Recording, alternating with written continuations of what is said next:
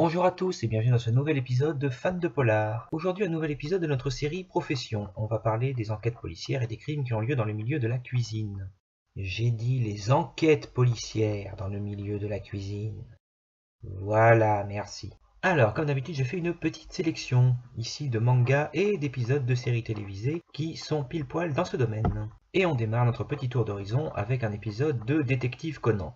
J'aimais beaucoup cette série quand j'étais jeune et je l'aime encore aujourd'hui. J'ai vu des centaines d'épisodes parce qu'elle est gigantesque et toujours pas finie. Et il se trouve qu'un de mes épisodes préférés parmi les premières saisons se trouve justement être Meurtre à l'école de cuisine. Un double épisode avec une intrigue comme je les aime, l'assassin qui coupe la lumière mais qui parvient quand même à retrouver sa victime dans le noir. Et la méthode pour tuer est assez originale aussi. Mais je peux difficilement vous en dire beaucoup plus, donc le mieux c'est encore que vous alliez le voir. J'ai aussi sélectionné pour vous un petit épisode des enquêtes de Kindaichi. Alors à voir aussi parce qu'il est vraiment très drôle. Je suis presque sûr en fait qu'il ne s'agit pas tant d'un épisode que d'une parodie de l'œuvre de Roald Dahl. Lamb to the Slaughter, où une femme assassine son mari avec un gigot congelé. Puisqu'ici, un homme tue une femme à l'aide d'un steak congelé, avant d'enfermer son corps dans la chambre froide. Malheureusement, il se retrouve piégé, parce que nos héros Kindaichi et l'inspecteur Kenmochi viennent prendre le petit déjeuner. Pas de bol. Voilà donc notre assassin contraint de s'habiller en mettant le tablier, de les servir, tout ça sans connaître les lieux, en essayant d'improviser sur le menu, etc. Et c'est assez drôle à voir. Sans compter que, comme dans Lamb to the Slaughter, il leur fait manger l'arme du crime,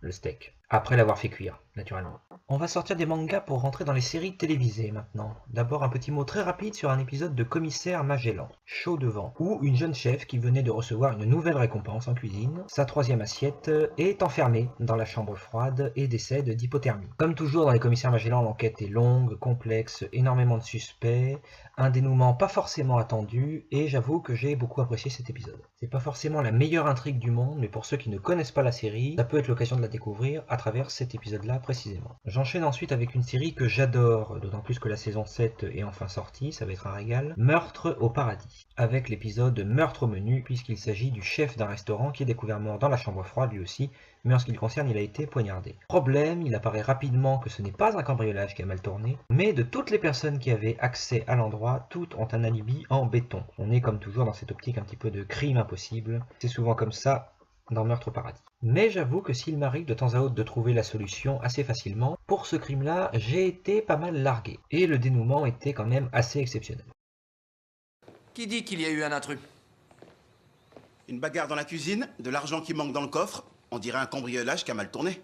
Mais il n'y a pas trace de lutte dans le couloir, ni dans le bureau où se trouvait l'argent. Et que faisait Robert dans la chambre froide? Peut-être qu'ils se sont battus là-bas? Oui, sauf qu'on l'a d'abord frappé dans le dos. C'est quelqu'un qui s'est approché sans bruit par derrière. Il n'empêche que quelqu'un a emporté l'argent et son téléphone. Donc on a affaire à un voleur assez malin pour effacer ses empreintes et l'éviter au-dessus du plan de travail, mais assez bête pour oublier une montre qui vaut une fortune. Alors ça a l'air d'un cambriolage qui a mal tourné, mais je sais que ce n'est pas ça du tout. J'enchaînerai par un petit mot très rapide là aussi sur un épisode des dernières saisons de Diagnostic Meurtre, la cuisine qui tue. Déjà l'épisode a l'humour habituel de la série qui est assez excellent, les médecins vont sur un plateau de tournage d'une émission de cuisine, mais c'est surtout que l'assassinat d'un des chefs, avec un choc anaphylactique parce qu'il était allergique, donne lieu à une enquête pas forcément évidente à suivre. Une demi-douzaine de suspects, des pistes qui vont un petit peu dans tous les sens, et surtout toute une série de flashbacks mensongers qui correspondent aux versions des différents suspects. Voilà, tout ça est assez hétérogène et assez plaisant à regarder finalement. Et j'ai gardé, je l'espère, le meilleur pour la fin. L'épisode de Colombo, Meurtre à la carte. L'épisode est assez simple à résumer puisqu'il s'agit d'un Colombo. Nous avons un critique culinaire qui assassine un restaurateur. Une histoire de chantage dont je vous laisserai découvrir les détails. La particularité, c'est qu'il parvient à l'empoisonner lors d'un repas qu'il partageait avec lui, mais à se constituer quand même un alibi irréprochable. Pour cause, ils se sont disputés et il a quitté la table bien avant qu'une bouteille de vin ne soit ramenée et servie,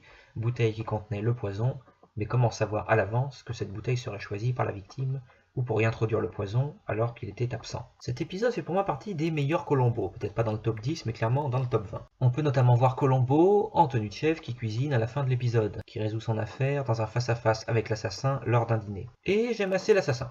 Il est plutôt sympathique, j'aime bien le jeu d'acteur, Tous les deux, face à face, leurs petites mimiques, leurs regards, leurs joutes verbales sur les différents éléments de l'affaire sont assez plaisants à voir. Après, étant un fan inconditionnel qui a déjà dû voir la série 3 ou 4 fois d'affilée, je suis peut-être de parti pris. Et ce sera le mot de la fin. Je vais vous abandonner sur un extrait de cet épisode. Comme toujours, on se donne rendez-vous le mois prochain pour une nouvelle vidéo. D'ici là, n'hésitez pas, abonnez-vous, mettez un petit pouce bleu ou faites-moi des suggestions. Et comme toujours, je vous dis à très bientôt.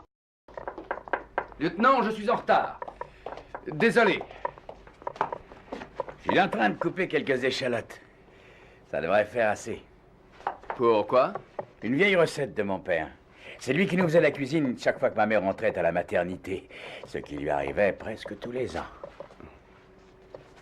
Des escalopes de veau, assaisonnées légèrement, sel et poivre blanc.